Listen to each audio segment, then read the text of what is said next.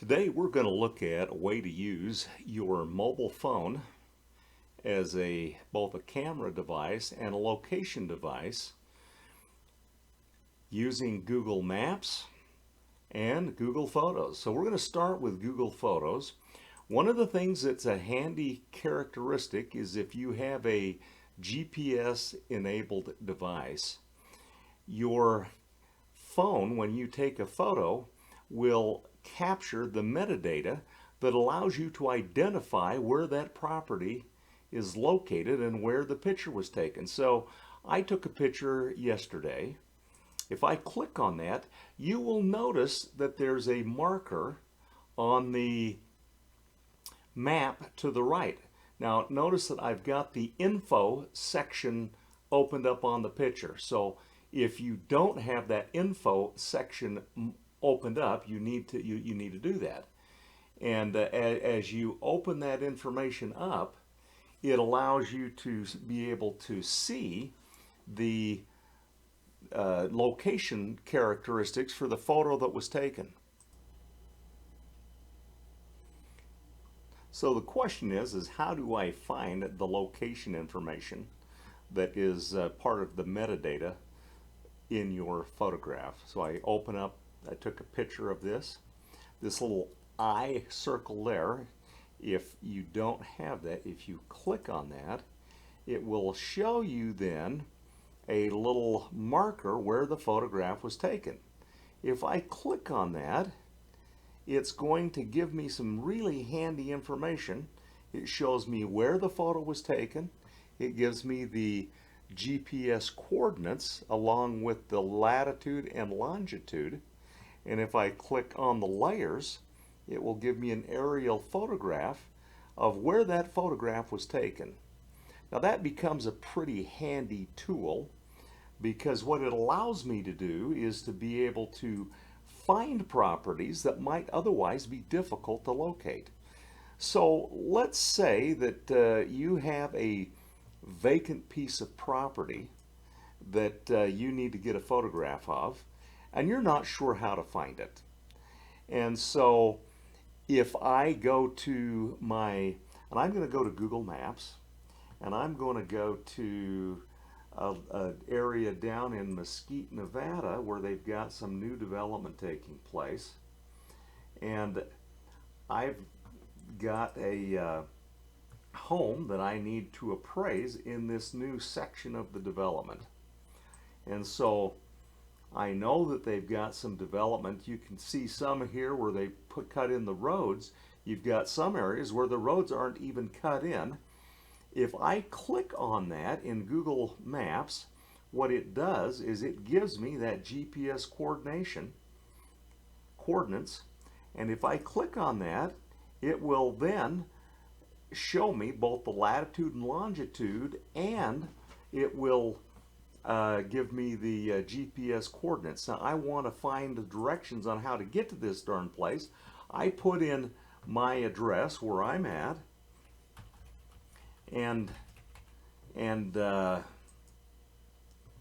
will show me how to find this property. Now the thing that's handy with this is because this is in a new development, it doesn't have roads that show me where it's at, and if it's vacant land I might have to go walk to it, but what it does is it allows me to find that property. The thing that's particularly handy in Google Photos is that because that data is embedded, you will be able to find, if you have a picture that you're not sure where it's at. This was a new construction home. I click that, and because I've already enabled my information section, I can click on the little location indicator. It's going to show me where that photograph was taken, and if I click the aerial, it's going to show me where that was at. And so I find this to be just an extremely handy way to be able to use your phone, your tablet, Google Maps, and Google Photos to help you identify where property's at, how to get the properties, or if you've taken photos and you're not sure where that photograph was taken, This then becomes a way to help you with that. One of the things that I've found that is kind of nice is that we had a property out in the middle of nowhere. We've actually got a survey marker right here. Look at that. It shows you precisely where that marker was at. If I click on it, I can then go to the to the aerial, and it's going to show me where that photograph was taken, showing me where that marker was at. So this is one of the most useful tools in identifying property, being able to and assist you in doing some of the appraisal assignments that you may get. If you're doing yellow book work for the federal government, where you've got to have the GPS coordinates, this is an exceptionally handy way to be able to do that without getting expensive camera equipment. And I see online many appraisers talk about how much they like their digital cameras, and they're handy to be sure. But having the ability to have this data enabled within the photographs that you take is just one of those things that is pretty nice. I'm going to try an experiment here. My brother Dave, it's not going to work. My brother David sent me a picture of a car, and I was going to see if he had his location on.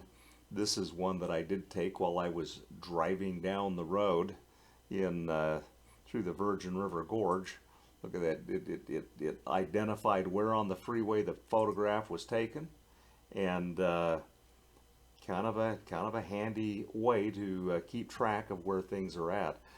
One of the other things that I've discovered is that I've got a little drone that I use for getting some of my photographs, and depending upon the mode that you have your drone set to, these things have GPS capabilities. And so now you'll see that this photo, when it was taken, was in raw data, and it didn't have the GPS portion of it on. But when I get to the point where it has that, it will show me where that property was taken, and where the photograph was taken. And at this point, the drone was up in the air, but it gives me an idea as I'm trying to figure out where that photograph was taken in relationship to everything else. I have that information. So I hope this has been something that has been handy for you as a useful tip and trick in using existing tools to make your life a little easier in doing appraisals. Best to all. Thank you.